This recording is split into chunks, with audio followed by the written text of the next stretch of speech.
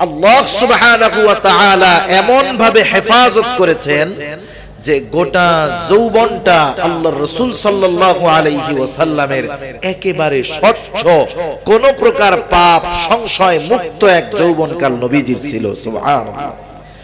ওই সময় নবীজির চরিত্রকে আল্লাহ তাআলা এমন ভাবে হেফাজত করেছেন। এজন্যই তো যখন নবীজি নবুয়তের দাওয়াত দেওয়া শুরু করলেন, তাওহীদের দাওয়াত, কাফেররা নবীজির বিরোধিতা করত, ঠিক কোনদিন এ কথা বলতে পারে নাই যে মুহাম্মদ যৌবনকালে এই গুনাহটা করছে, কিশোরকালে এই গুনাহটা করছে, এই অপরাধটা করছে।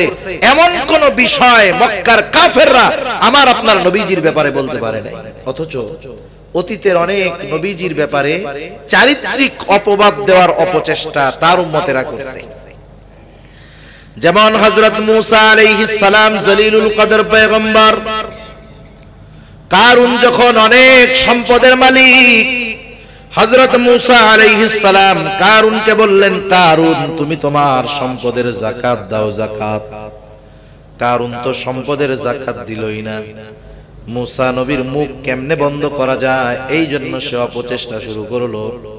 সে একজন দুশ্চরিত্রা নারীকে ভাড়া করলো, তাকে বলল, শোনো, তোমার কাজ হলো তুমি মানুষের সামনে মূসা আলাইহিস সালামের ব্যাপারে জিনার অপবাদ দিবা। নাউযুবিল্লাহ। রাসূলুল্লাহ সাল্লাল্লাহু আলাইহি ওয়াসাল্লামের চারিত্রিক বৈশিষ্ট্য কেমন দেখেন। কারুন মূসা আলাইহিস সালামের দুশমন, মূসা আলাইহিস সালামকে জিনার অপবাদ দেওয়ার মতো অপচেষ্টা করেছে। যদিও এই কারণে কারুনের উপরে আল্লাহ তাআলা গোসা হয়েছেন, গজব দিয়েছেন, কিন্তু কাফেররা আমার আপনার নবীজির বিরোধিতা করেছে ঠিক, কিন্তু আমার আপনার নবীজির ব্যাপারে চারিত্রিক অপবাদ দেওয়ার কোনো দুঃসাহস করেন নাই। কাফেররা নবীজির ব্যাপারে তিনটা কথা বলতো। কয়টা কথা? তিনটা কথা। একটা বলতো সে হলো পাগল, কি বলতো? দ্বিতীয়তে বলতো সে হলো জাদুকর, কি বলতো? তৃতীয়তে বলতো সে হলো একজন কবি, কি বলতো? জাদুকর, পাগল, কবি, এই তিনটা বিষয় বলতো। বলেন, এই তিনটা বিষয় কেউ যদি হয়ও, এটা তার চারিত্রিক বিষয়ের সাথে সম্পর্কিত নয়। কাফেররা এতটুকু বলতো নবীজির থেকে মানুষদেরকে দূরে সরানোর জন্য, কিন্তু তারা তো সরাইতে পারে নাই, বরং এতটুক অপবাদ দিয়েছে, তাতেই মানুষ আরো আগ্রহ ভরে নবীজির কাছে গেছে, ঠিক কিনা বলে?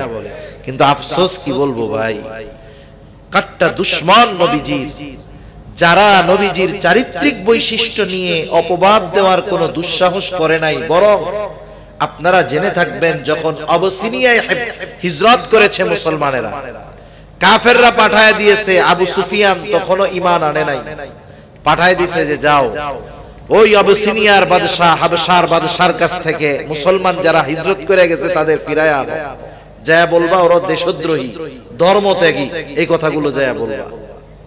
এইবার যখন গেছে, ওইখানে গিয়ে লম্বা হাদিস, আবু সুফিয়ান পর্যন্ত নবীজির ওই উত্তম চরিত্রের সত্যায়ন করতে বাধ্য হয়েছে, ঠিক কিনা বলেন? কিন্তু আফসোস আমাদের দেশেও আছে, মুসলমানের ঘরে জন্ম নিয়ে নবীজি সাল্লাল্লাহু আলাইহি ওয়াসাল্লামের চারিত্রিক ব্যাপারে আঙ্গুল তোলার সাহস কাফেররা করে নাই, কিন্তু বর্তমান দুনিয়ার কিছু মুসলমান নামধারী নাস্তিক এগুলো নবীজির ব্যাপারে করে, ঠিক কিনা বলেন? অনেক বিষয় বলে, এর মধ্যে একটা বিষয় বলি, নবীজি সাল্লাল্লাহু আলাইহি ওয়াসাল্লামের ব্যাপারে খাদিজা রাদিয়াল্লাহু তাআলা আনহার সাথে বিবাহের ব্যাপারে তারা বলে যে মুহাম্মদ যদি এতই যোগ্যতা সম্পন্ন হতো তাহলে খাদিজার মতো বৃদ্ধাকে কেন বিবাহ করছে মুহাম্মদ? তার মানে তার মধ্যে সম্পদের লোভ ছিল। নাউযুবিল্লাহ। নবীজির ব্যাপারে এটা একটা অপবাদ, কিন্তু এর বাস্তব ইতিহাস হলো রাসূলুল্লাহ সাল্লাল্লাহু আলাইহি ওয়াসাল্লাম হযরত খাদিজাতুল কুবরা রাদিয়াল্লাহু তাআলা আনহার ব্যবসার দেখাশোনার দায়িত্ব নিলেন। যখন খাদিজা রাদিয়াল্লাহু তাআলা আনহা আমার আপনার নবীজিকে ব্যবসার কিছু মাল দিয়ে বাণিজ্যের জন্য পাঠাইলেন, খাদিজা রাদিয়াল্লাহু তাআলা আনহা নবীজির সফর সঙ্গী হিসাবে তার একজন গোলামকে দিয়েছিলেন। গোলাম, তার নাম হলো মাইসারা। এনাকে বলা হতো খাদিজার চোখ। খাদিজার এত বিশ্বস্ত ছিল ওই মাইসারা, এজন্য তাকে বলা হতো খাদিজার চোখ। ওই মাইসারাকে বলা হলো যে তুমি মুহাম্মাদের ব্যাপারে নজর রাখবা, খেয়াল রাখবা, দেখবা তার অবস্থাটা কেমন। ওই মাইসারা খেয়াল করতো অনেক কিছু।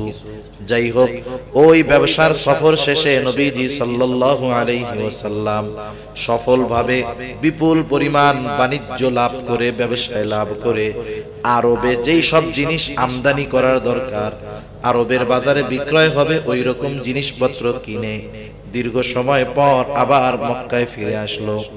এইবার সফরের কারগুজারি শুনতেছে খাদিজাতুল কুবরা মাইসারার কাছে। কারণ একটা মানুষের আসল বৈশিষ্ট্য, আসল চরিত্র অনেক সময় বোঝা যায় তার সাথে যদি লম্বা সময় সফর করা হয়। আমরাও সফরে অনেক সময় সফর সঙ্গী যারা থাকে তাদের সাথে মাঝে মধ্যে ক্লান্তির কারণে একটু রাগ হই, ধমক দেই, কিন্তু নবীজির সাথে মাইসারার লম্বা সফর, জিজ্ঞাসা করতেছে কেমন আচরণ। মাইসারা তো এক কথায় মুগ্ধ। শুধু তাই না, নবীজির সাথে তখন কিছু অলৌকিক ঘটনা ঘটতো। নবীজি সফরে ক্লান্ত, তখন তিনি ঘুমায় আছেন। 20-22 বছর বয়স আমার আপনার নবীজির, তখন 25 বছরের আগের ঘটনা। ঘুমায় আছেন গাছের ছায়ায়, আস্তে আস্তে সূর্যের আলোটা সরে, স্বাভাবিকভাবে ছায়াটাও সরে যাওয়ার কথা, কিন্তু সূর্যের আলো সরে যেত, কিন্তু ওই গাছ তার ডালকে ঝুঁকিয়ে নিচের দিকে দিয়ে নবীজির গায়ের উপরে ছায়ার ব্যবস্থা করত। এই ধরনের কিছু বিষয় মাইসারার দৃষ্টিগোচর হয়েছে। খাদিজার কাছে যখন বলছে যে তার সাথে এরকম ঘটনা ঘটতো, তখন খাদিজা রাদিয়াল্লাহু তাআলা আনহা রাসূল সাল্লাল্লাহু আলাইহি ওয়াসাল্লামের গ্রহণযোগ্যতা, বিশ্বস্ততার প্রতি আরো বেশি দুর্বল হয়ে গেলেন। খাদিজা রাদিয়াল্লাহু তাআলা আনহার নবীজির সাথে বিবাহের পূর্বে ওনার 2 জন স্বামী দুনিয়া থেকে মারা গেছে, কয়েকজন সন্তানও ছিল। উনি মনস্থ করেছেন যে আমি আর বিবাহ শাদী করব না। উনি ছিলেন তাহেরা, পুত পবিত্রা। মনে রাখবেন, আমাদের দেশে অনেক মানুষ বুঝে না। অনেক মানুষ মনে করে একটা মেয়ের বিবাহ হয়েছে, বিবাহের পরে তার স্বামী মারা গেল, অথবা যে কোনো কারণে তাদের বিবাহ বিচ্ছেদ হতে পারে। বিবাহ বিচ্ছেদ শুধু যে মেয়ের কারণে হয় তা না, ছেলের কারণে হয় না। মনে করেন আপনাদের এলাকার কেউ মেয়েটা দিনদার, ভালো মেয়ে, পর্দাশীলা মেয়ে, দিনের উপরে চলে, এখন এক এলাকার এক ছেলের সাথে বিবাহ দিলেন। একজনের চরিত্র এ তো আর একদিনে জানা যায় না। যখন খোঁজ খবর নিছেন, জানছেন ছেলেটা খুব ভালো, নামাজি, কিন্তু ওই মেয়েটা যখন ওই ঘরে গেল, গিয়ে দেখে স্বামী নামাজ কালাম তো বহুত দূরের কথা, পর্দা নাই, পরনারী আসক্ত, হারাম উপার্জন করে। বলেন তো, একটা দিনদার মেয়ের ওই ঘরটায় যত ব্যবস্থাপনা থাকুক না কেন, এয়ার কন্ডিশন থাকুক না কেন, 10 তলা বিল্ডিং হোক না কেন, একজন দিনদার মেয়ের ক্ষেত্রে ওই ঘরটা ছোট্ট একটা জাহান্নাম মনে হবে, ঠিক কিনা বলেন? এইরকম কারণেও অনেক সময় বিবাহ বিচ্ছেদ হয়। তাহলে এখানে দোষটা তো আর মেয়ের না, দোষ কি মেয়ের? কিন্তু আমরা অনেক সময় বিবাহ বিচ্ছেদ হলেই মেয়েদেরকে দোষারোপ করি, এটা কখনো ঠিক কাজ নয়। খাদিজাতুল কুবরা রাদিয়াল্লাহু তাআলা আনহার 2টা স্বামী মারা গেছে। তিনি ছিলেন তাহেরা, পুত পবিত্রা। তিনি কোনোদিন কোনো অন্যায়ের সাথে জড়ান নাই। স্বামীর সাথে সম্পর্ক হবে, এটা স্বাভাবিক, কিন্তু আনুষঙ্গিক অন্যান্য দিক দিয়ে ওনার চরিত্রের মধ্যে কোনো কালিমা নাই। এই জন্য ওই জাহেলিয়াতের সময়ও, যেই সময়ের পরিস্থিতি কেমন আপনারা কম বেশি জানেন, ওই জাহেলিয়াতের সময়ও খাদিজাতুল কুবরার উপাধি ছিল তাহেরা। 2 জন স্বামী মারা গেছে, এখন উনি বিবাহ বন্ধনে আবদ্ধ হওয়ার জন্য আর আগ্রহী না। কিন্তু অনেক সময় হয় যে মানুষ যাকে ভালো লাগে তার কথা বারবার বলতে থাকে। সফর যখন ফিরে আসছে নবীজি সফর থেকে, ওই সব ঘটনা মাইসারার মুখে শুনে নবীজির ব্যাপারে ওনার একটা দুর্বলতা তৈরি হয়েছে। খাদিজা তার বান্ধবীর কাছে বারবার মুহাম্মাদের কথা বলে। এখন ওই বান্ধবী মজা করে বলতেছে, তুমি খালি মুহাম্মাদের কথা কও, পছন্দ হয় বিবাহের প্রস্তাব দিব। খাদিজা রাদিয়াল্লাহু তাআলা আনহা কি বলতেছেন যে, শোনো, সে হলো টকবকে এক যুবক, আরবের মধ্যে তার মতো যুবক সুদর্শন আর কেউ নাই। শুধু যে সুদর্শন তা না, তার মতো সুন্দর চরিত্রের অধিকারী আর কেউ নাই। আমার বয়স কত বেশি, 40 বছর বয়স।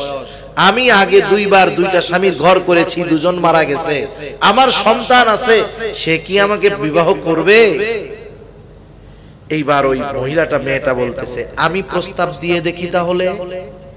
খাদিজা রাদিয়াল্লাহু তাআলা আনহা তখন বলছেন, শোনো, তুমি প্রস্তাব দিতে পারো, তবে আমার বিষয়টা তোমাকে গোপন রাখতে হবে, কারণ মুহাম্মদ যদি আমার প্রস্তাব ফিরিয়ে দেয় আমি লজ্জা পাবো, আমি লজ্জিত হব, তুমি এটা গোপন রেখো।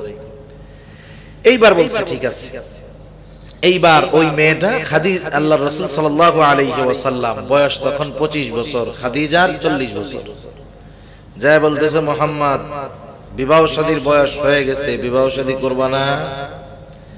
তখন নবীজি বলতেছেন যে দেখো, আমার তো সম্পদ সম্পদ কিচ্ছু নাই, আমি বিবাহ করব কেমনে? তখন বলতেছে, যদি কেউ তোমাকে বিবাহ করতে আগ্রহী হয় আর অর্থনৈতিক ব্যাপারে তোমার যদি কোনো টেনশন না থাকে, বিবাহ করতে রাজি আছে, স্বাভাবিক, অসুবিধা নাই। তবে এটা আমার চাচার কাছে বলতে হবে, কারণ নবীজির অভিভাবক তখন আবু তালেব।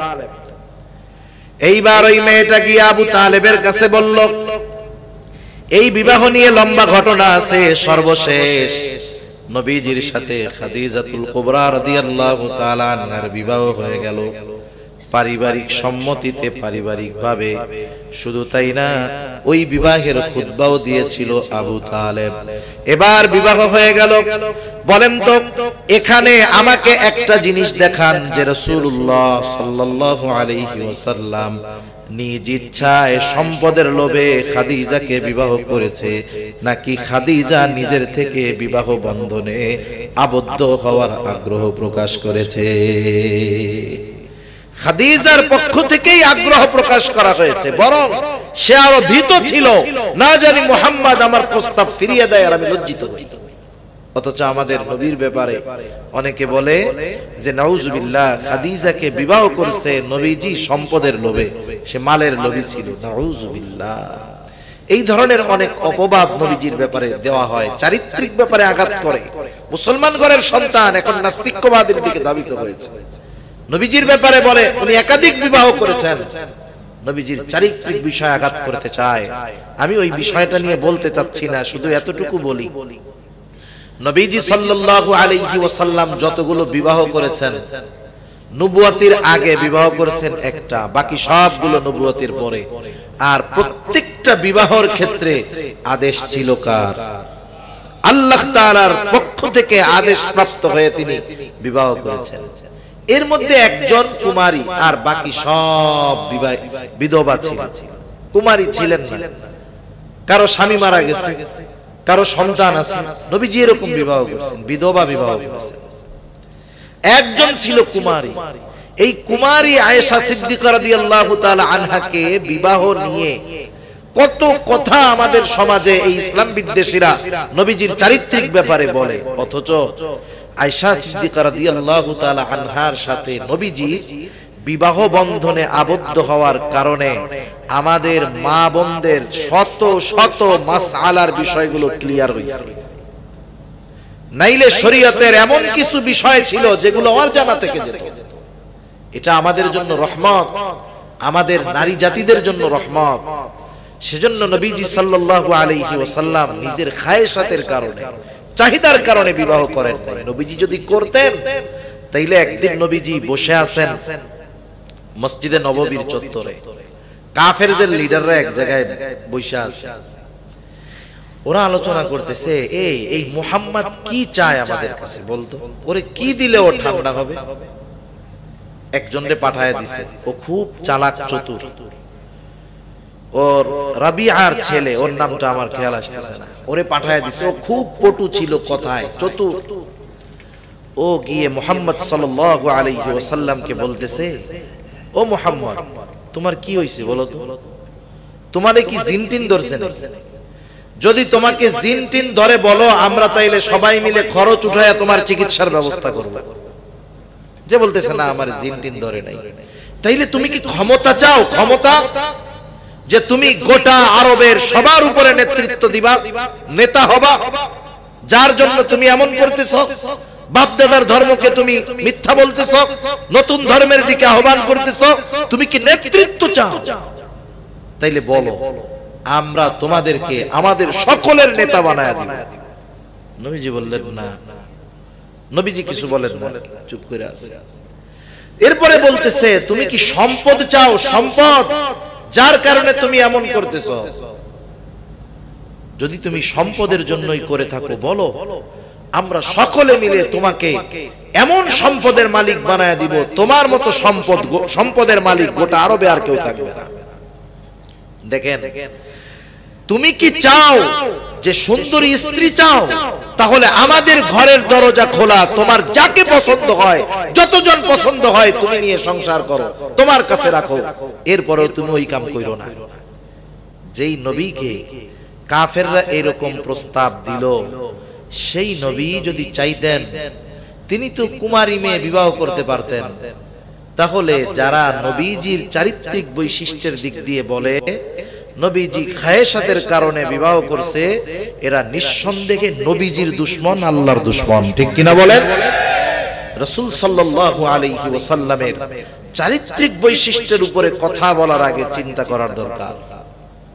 তা সম্মানিত উপস্থিতি, যে কথা বলতে চাচ্ছিলাম যে নবীজি সাল্লাল্লাহু আলাইহি ওয়াসাল্লামকে আল্লাহ তাআলা নবুয়তির পূর্বে তার চারিত্রিক বৈশিষ্ট্যগুলোর উপরে জেনে কেউ কোনো প্রশ্ন না করতে পারে, এজন্য নবীজিকে আল্লাহ তাআলা এভাবে হেফাজত করেছেন। এখন বলেন, এ দুনিয়াতে মানুষের চলতে গেলে কাউকে না কাউকে আইডল, আদর্শ মানতে হয়, ঠিক কিনা? আমরাও যদি আমাদের জীবনটাকে সুন্দর এবং সুশৃঙ্খল ভাবে সাজাতে চাই, আমাদেরকেও আদর্শ মানতে হয়। আমাদের দেশের যুবকেরা আদর্শ মানে, কেউ মানে রোনাল্ডোকে, কেউ মানে মেসিকে, কেউ মানে সাকিব আল হাসানকে। বলেন তো, আমরা দুনিয়ার যাদেরকে আইডল, আদর্শ মানতেছি, তারা আমার দুনিয়ার কোনো কল্যাণ করতে পারবে? আখিরাতের কোনো কল্যাণ করতে পারবে? একটু বলেন না, যারা এই যে ফুটবল বিশ্বকাপের সময় আদর্শ হিসাবে মেসিকে গ্রহণ করছে, মেসি তো বিশ্বকাপ জিতলো বুঝলাম, তারা কি কাপ জিতছে? চার কাপও জিততে পারে না। কোনো লাভ হইছে? দুনিয়ার লাভ হইছে? আখিরাতে লাভ হবে? প্রশ্নই আসে না। বরং নবীজি বলেন, মান তাশাব্বাহা বিকাউমিন ফাহুয়া মিনহুম। আরে তাদের সাদৃশ্য অবলম্বনের কারণে ওই মেসি রোনাল্ডোর সাথে ওর হাসর হবে, ওদের ঠিকানা যে জায়গায় হবে ওদেরও ঠিকানা সেই জায়গায় হবে, ঠিক কি?